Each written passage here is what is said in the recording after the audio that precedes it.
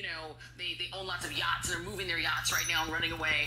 And then there are the ones who own like the big oil conglomerates inside Russia, the Gazprom, the people behind things like that. So I wonder if these kinds of sanctions actually hit the ones who matter and the ones who need Putin. I'll just give you some examples. CNBC is reporting oligarchs are moving their yachts. The U.S. is looking to hunt down and freeze their assets. Roman Abramovich, one of them, is shopping this Chelsea football club to try to sell it. Are those even the oligarchs that count? They all kind of count in different ways. And I see why the ambassador is dividing them into two, because he's talking about those that the former leader Boris Yeltsin had created. And one of President Putin's main arguments during campaigning against Boris Yeltsin was, look at the corruption he created, when it was hypocritical, because then he went ahead and created his own oligarchs and corruption. But at the end of the day, all of the oligarchs support President Putin and Putin's regime, and they all benefit equally from each other. They each need the other side. And so when you're targeting the oligarchs, it's not just about the possibility that they might convince President Putin to stop the aggression. It's getting at the possibility that President Putin might ask them to hide and evade his own assets. It's getting at the way they prop up President Putin himself personally, the regime, Russia's economy, obviously, which you alluded to. It's the idea of disrupting and dismantling all of the Kremlin's networks, financial networks. And so the Russian oligarch arm of that is a key aspect of it. A bonus of it would be if they convince President Putin to change his mind. How do you find the money, though? Because here's the thing, is that, I'm a layperson on this, but, it seems that Putin is good at hiding as well. There are people who said he's a trillionaire, but nobody can find it. It's in all these LLCs. He finds all these creative accounting ways of hiding the money. I'm sure the ones who count, the Gazprom guys, whoever we want to get at, are also hiding their money. How do we find it?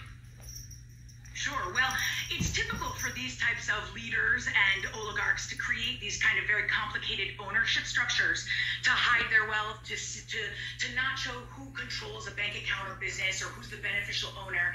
And ultimately, the government, Treasury Department, in partnership with Europeans and others, hunt and find those assets. So the Treasury Department in particular has its own intelligence shop. In fact, it's the only finance ministry in the world that has its own intelligence shop. So it's all these intel analysts who they don't collect, they receive information and analyze it with the only purpose of this mission to disrupt and dismantle these financial networks. And so anytime the U.S. Treasury sanctions a target, you can think of it as the center of an onion.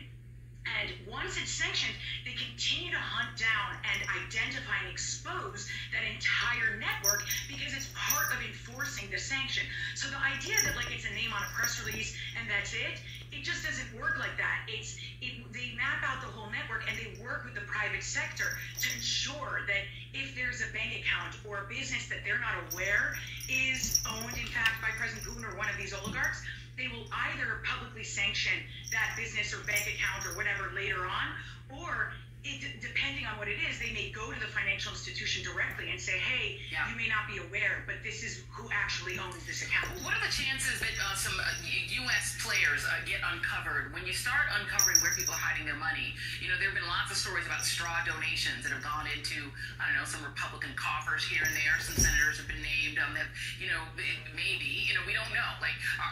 Is there a possibility that this hunt turns up some Americans who are maybe doing business? Do we find out, Donald Trump or somebody else is doing business with them? And if that information comes up and it's Americans or straw donors that are in the United States, what happens to them?